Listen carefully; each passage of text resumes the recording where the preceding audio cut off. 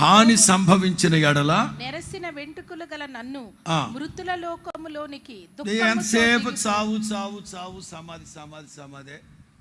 ఎన్నిసార్లు అంటావు యాకోబు? ఎన్నిసార్లు అంటావు ఆ మాట? చావు చావు చావు చావు చావు. సమస్యలు ప్రతికూలంగా ఉన్నాయి, అంత మాత్రం చచ్చిపోతావా? చావే పరిష్కారమా?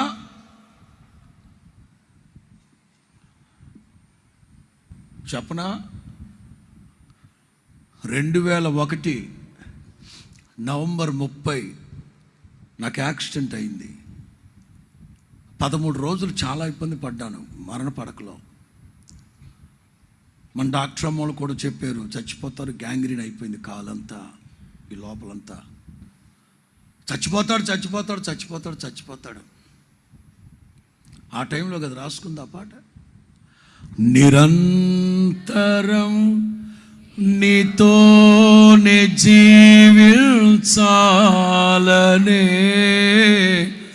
ఆశ నన్నిల బ్రతికిల్చు చున్నది.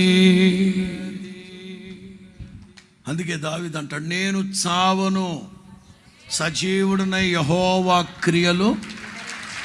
అప్పుడు సరిపోయిందబ్బా. అప్పుడేదో భౌతికంగా తగిలిన దెబ్బలకి చచ్చిపోతానేమోనని బతకాలని ఆశ వచ్చింది. కానీ ఇప్పుడు భౌతికంగా దెబ్బలు తగలట్లే, మానసికంగా.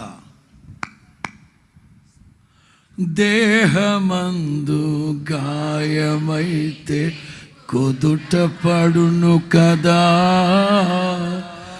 గుండె గాయము గుర్తు పట్టిన నరుడు లేడు కదా. అప్పట్లో భౌతికంగా దెబ్బలు తగిలే కనుక బతకాలనుకున్నాం, బతికేసాం. ఇప్పుడు తగులుతున్న దెబ్బలు హౌ కెన్ వి బేర్? ఎట్లా భరించగలుగుతున్నాం? వల్ల కావట్లేదు. కానీ బతకాలి. నా ప్రభువు రాకడ వరకు సమస్తం నిలబెట్టుకోవాలి.